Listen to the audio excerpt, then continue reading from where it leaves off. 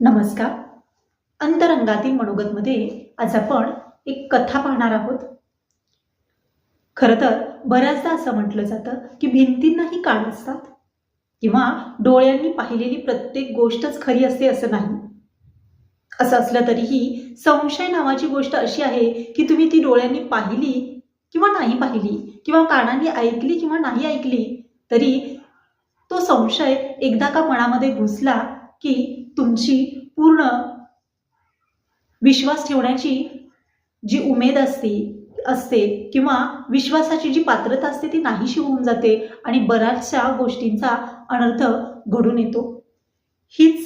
हाच अनर्थ सांगणारा किंवा याच अनर्थाचा आपल्या आयुष्यावरती कशा प्रकारे परिणाम होतो ही सांगणारी कथा आज आपण पाहणार आहोत. कथेचं नाव आहे संशयाची दरी. रेणुका आणि सागर या दोघांचंही आज लग्न झालं. खूप खुश होते. जवळजवळ 5 वर्ष ते दोघे एकमेकांच्या रिलेशनशिपमध्ये होते. त्यामुळे दोघांना बऱ्यापैकी एकमेकांचे स्वभाव माहीत झाले होते. पण दोघांच्याही घरी आंतरजातीय फ्रेंडशिपमुळे लग्न या विषयासाठी बोलणी व्हायला किंवा त्या दोघांच्या पती-पत्नी या होणाऱ्या नातेसंबंधांबाबत स्वीकार करण्यास कोणीच तयार नव्हते.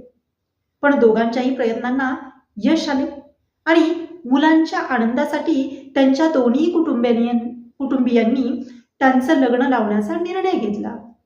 जवळजवळ 1 महिना चालणाऱ्या लग्नाच्या तयारीत अनेक समारंभात मानपानात दिवस कसे फुरकन निघून गेले कळलंच नाही. शेवटी त्यांचं लग्न हे अनेक सोहळ्या ओवळ्यात, मानपानात, सगळे सोयऱ्यात, रुसव्या फुगव्यात आज पार पडलं. तसे सागर आणि रेणुका दोघेही आधुनिक विचारांचे होते. त्यांचा आपल्या नात्यावर खूप विश्वास होता. त्यामुळे कोणीही या नात्यात कोणावरही संशय घ्यायचा नाही. असं हे नातं पुढे जातानाच दोघांनी एकमेकांना आणाबाका देऊन निश्चित केलं. तसा सागर आपल्या कामात चोख होता. अनेक समाजसेवी संस्थांबरोबर काम करत होता. स्त्रियांबद्दल त्याच्या मनात विशेष आदर होता, तर आपल्या होणाऱ्या पत्नीबद्दल त्याच्या मनात कमालीचे प्रेम, आस्था व जिव्हाळा होता. अशातच ज्या दिवशी लग्न झालं त्या दिवशी त्याच्या मित्राचा रुपेशचा त्याला 11 वाजता फोन आला. तू असशील तसा निघून ये, तुझी खूप जणी वाट पाहतायत. रुपेशचे हे शब्द ऐकताच लग्नाच्या पहिल्या रात्री आपल्या कुशीत असलेल्या रेणुकाला बाजूला करत सागर ताडकन उठला व आपले कपडे घालायला सुरुवात केली. कपडे घालता घालताच तो रेणुकाला म्हणाला, आता मला एक अर्जंट काम आले, त्यामुळे मला त्या ठिकाणी जावं लागेल. आणि हो, मला यायला उशीर होईल, त्यामुळे तुम्ही जेवून झोपून जा.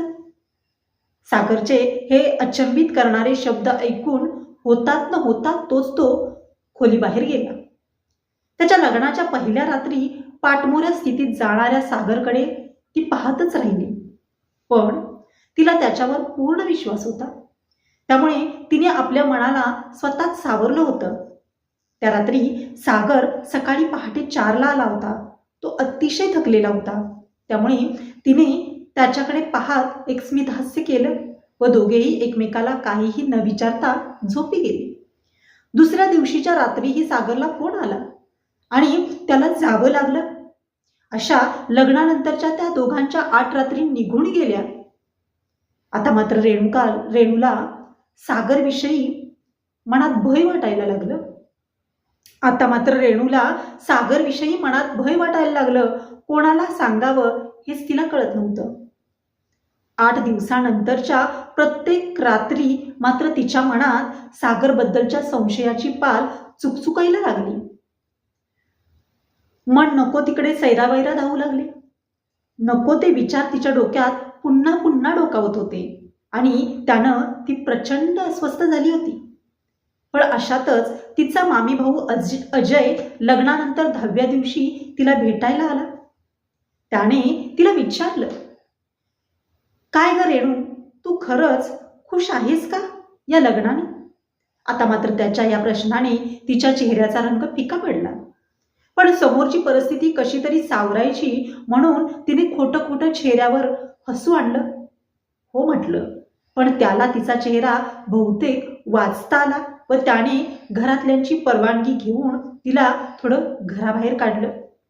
रस्त्यावरून फिरता फिरता तिची हाल हवा विचारपूस करता करता त्याने तिला पुन्हा एक प्रश्न केला. रेणू, खरंच काही प्रॉब्लेम नाही ना? आता मात्र तिला राहावलं नाही आणि तिचे डोळे पाण्याने भरले, पण ओठातून काहीच शब्द बाहेर पडत नव्हते. नेमकं काय सांगायचं हेच तिला कळत नव्हतं. तिचा हात हातात घेत त्यानं तिला सावरण्याचा प्रयत्न केला आणि तो बोलू लागला. रेणू, गेले 4-5 रात्री मी संध्याकाळी 12ला नाईट शिफ्ट सुटल्यानंतर पाहतोय की सागर मंडईच्या रोडने बुधवार पेठेत जाताना. अजयचे ते शब्द ऐकून रेणूचे डोके सुन्न झाले. अजयचे ते शब्द ऐकून रेणूचे डोके सुन्न झाले. पायाखालची जमीन सरकली व क्षणातच ती ओक्साबोक्शी रडू लागली. अगदी थोड्या वेळाने तिनं स्वतःला सावरलं व ती घरी गेली. 11व्या रात्री मात्र तिने सागरवर वॉच ठेवला. प्रत्यक्षात जेव्हा तिने पाहिलं की सागर मध्यरात्री 12ला बुधवार पेठेत गेला, तेव्हा तिची खात्री पटली व तेव्हाच तिने सागरपासून घटस्फोट घेण्याचा निर्णय घेतला. त्याआधी तिनं दुसऱ्या दिवशी सागरला स्पष्ट विचारलं की तुम्ही रोज रात्री मला कामाचं निमित्त करून बुधवार पेठेत जाता का? सागरनं त्याचं उत्तर हो दिलं, पण ते माझ्या कामासाठी. सागरनं त्याचं उत्तर हो दिलं, पण ते माझ्या कामासाठी. या त्याच्या उत्तरानं रेणू भडकली आणि म्हणाली, रोज रात्री बायकोला घरी ठेवून बुधवार पेठेत कसलं काम असतं हो तुमचं? मला काय तुम्ही दुधखुळी समजता का? तिच्या या उत्तरानं सागर पण हादरला. त्यानं तिच्या विचारण्याचा रोष ओळखला, तिला समजावण्याचा प्रयत्न केला, पण रेणू त्याचं काहीच ऐकून घेण्याच्या मनस्थितीत नव्हती. लगेचच तिने आपली बॅग भरली व माहेरी निघून गेली. त्यानंतर सागरने तिला भेटण्याचा, तिचा संशय दूर करण्याचा खूप प्रयत्न केला, पण रेणूने त्याचं काही ऐकून न घेता त्याला परस्पर घटस्फोटाची नोटीस पाठवली. नोटिशीबरोबर एक पत्र होतं. त्यामध्ये लिहिलं होतं, सागर, मी तुमच्यावर खूप प्रेम केलं. अगदी घरच्यांच्या विरोधात जाऊन मी तुमच्याशी लग्न केलं, पण त्या बदल्यात तुम्ही काय केलं? फक्त विश्वासघात.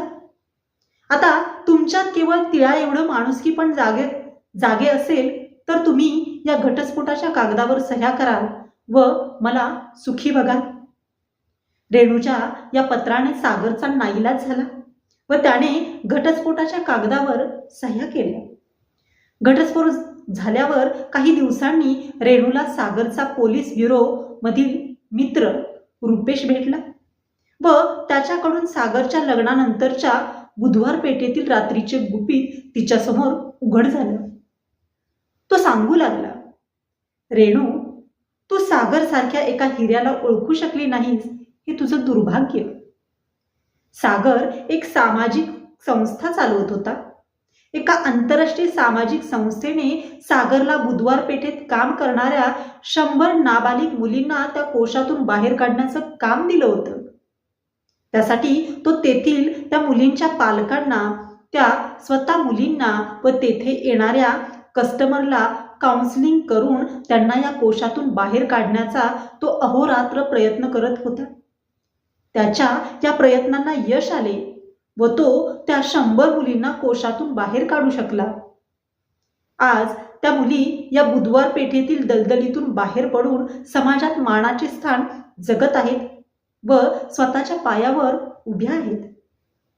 आता मात्र रुपेशचे हे शब्द ऐकून रेणू मात्र अधिकच स्फुंदली, पण आता त्याचा काहीच उपयोग नव्हता. जाता जाता रुपेशने मात्र तिला एक सल्ला दिला. बुधवारात जाणारा प्रत्येक माणूस हा बाहेर रख्याली असतोच असं नाही. तुमच्या दोघांमधील विश्वासाच्या या नात्यात तू मात्र संशयाची दरी निर्माण केलीस. स्वतःचा संसार पोखरण्यास मात्र सर्वस्वी रेणू तू तू स्वतः जबाबदार आहेस. सर्वस्वी रेणू, तू तू स्वतः जबाबदार आहेस. अशी ही आजची कथा संशयाची दरी. खरं तर ही कथा माझी स्वलिखित अशी पहिली कथा आहे. तुम्हाला जर आवडली असेल तर तुम्ही कमेंट बॉक्समध्ये नक्की कळवा. चला तर मग भेटूया पुन्हा एकदा नवीन अंतरंगासोबत. तोपर्यंत धन्यवाद.